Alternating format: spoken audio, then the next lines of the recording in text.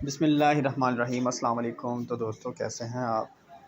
تو دوستو آج خلفائے راشدین کے بارے میں شیعہ اور سنی کا جو تنازع ہے اس کے بارے میں جانتے ہیں، تو ویڈیو شروع کرتے ہیں۔ بولے اعوذ باللہ تعالیٰ، یہ اللہ تعالیٰ کو جواب دیں گے تو یہ آیت بڑی سخت ہے۔ اگلے دن میں مجھ سے کسی نے سوال کیا، جی نہیں ان کا کہنے کا مطلب یہ نہیں تھا، تو پھر میں نے اسے سورۃ التوبہ کی آیت نمبر 65 پیش کی۔ یہ آیت یاد رکھیں ان کے لیے ریفرنس کے لیے، کہ اللہ تعالیٰ فرما رہا ہے کہ اللہ اور اس کا رسول اور اس کی آیتیں رہ گئی ہیں کہ اس کے لیے تم مذاق کرو گے۔ اب اللہ تعالیٰ کی طرف سے گاڑا فتویٰ آ رہا ہے کہ یہ پکے کافر ہیں جو اللہ اور اس کے رسول کے ساتھ اس قسم کا مذاق کرتے ہیں۔ بولے اعوذ باللہ تعالیٰ لا تعتذروا، اے محبوب صلی اللہ علیہ وسلم ان سے فرماؤ مت بہانے بناؤ، قد کفرتم بعد ایمانکم، بے شک تم کفر کر چکے ہو ایمان لانے کے بعد۔ یہ کہہ رہی ہم تعویل کر رہے ہیں، ہمارا مقصد یہ نہیں تھا، کہنے کا مقصد یہ نہیں تھا، تم تو کافر ہو چکے ہو اللہ اور اس کے رسول کے ساتھ اس طریقے سے مذاق کر کے۔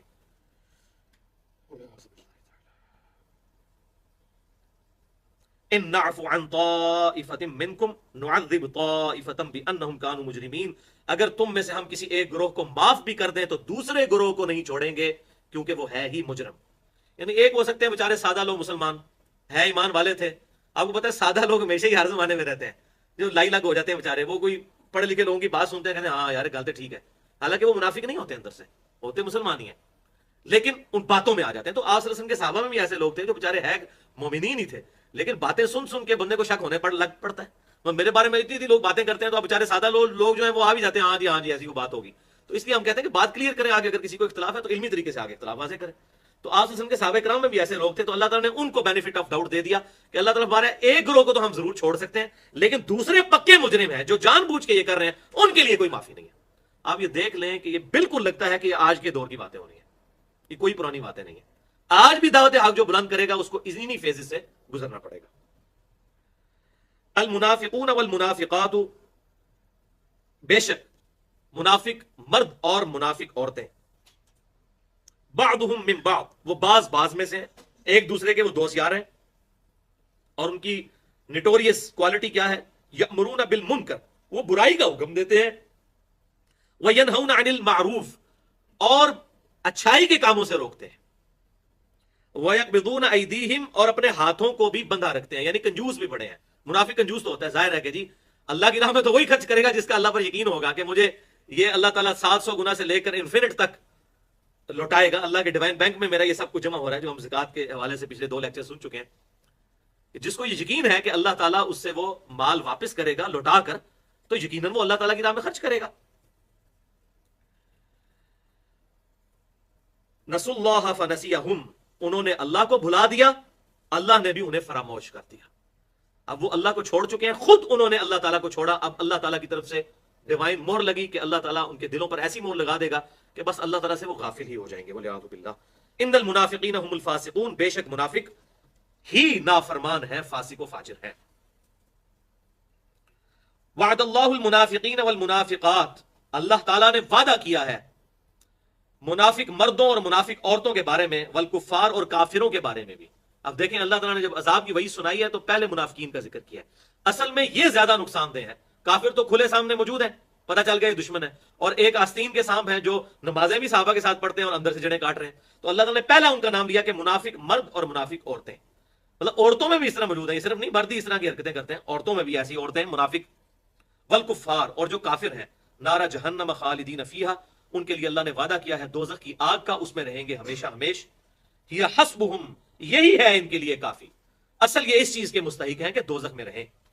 وَلَعْنَهُمُ اللَّهُ، اور اللہ تعالیٰ کی لعنت ہے ان پر۔ وَلَهُمْ عَذَابٌ مُقِيمٌ، اور ان کے لیے ہے وہاں پر ہمیشہ کا عذاب، ہمیشہ کا رہنے والا عذاب۔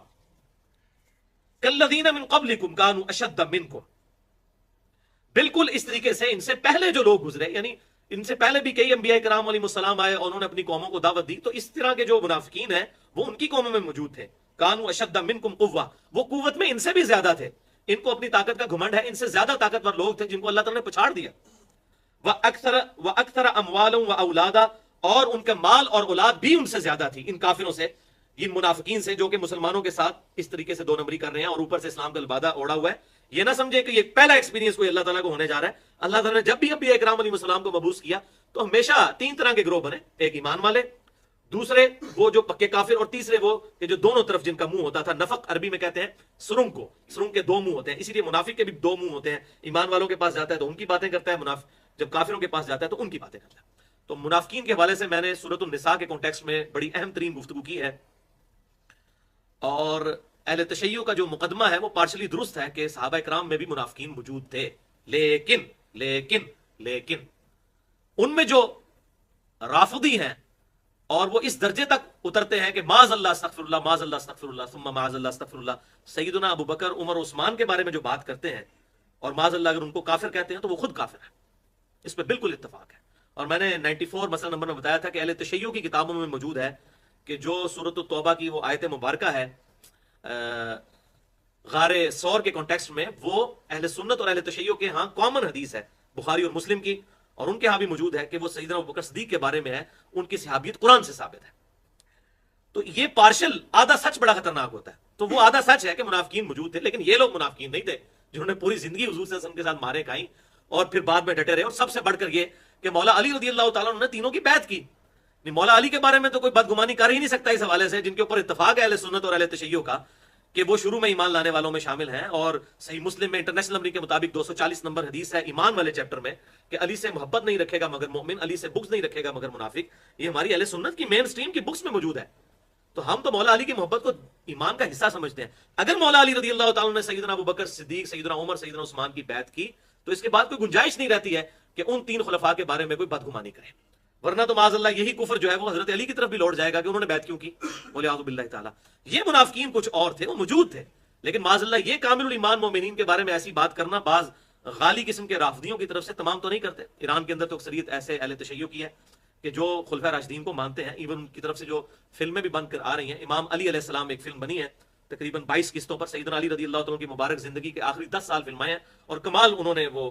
بنائی ہے۔ اس میں کچھ غلطیاں بھی ہیں لیکن اوورآل اپنی تھیم کے اعتبار سے تو اس میں پورا ان کا پوائنٹ آف ویو یہی ہے کہ سیدنا علی رضی اللہ تعالیٰ سیدنا ابو بکر اور عمر کی خلافت کو زندہ کرنا چاہتے تھے، جس خلافت کو سپائل کر دیا تھا سیدنا عثمان غنی رضی اللہ تعالیٰ عنہ کے دور میں چند نہ تجربہ کار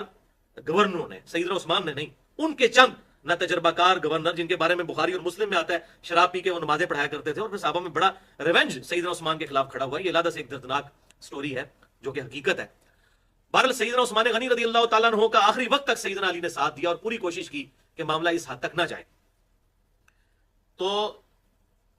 ان ڈاکومنٹریز میں یا ان فلموں کے اندر بھی وہ سیدنا ابوبکر صدیق، سیدنا عمر، عثمان کو صحیح طریقے سے پریزنٹ کرتے ہیں کہ وہ خلفۂ راشدین ہیں۔ اب یہ پاکستان کے اندر کچھ انڈیا کے اندر جو اہل تشیع میں رافضی قسم کے لوگ ہیں، وہ صحابہ کرام رضوان کے بارے میں جو بکواسات کرتے ہیں، اللہ تعالیٰ ان کو ہدایت دے، پیار محبت سے سمجھانا چاہیے۔ مسئلہ یہ کہ ان کو یہ کچھ بتایا گیا،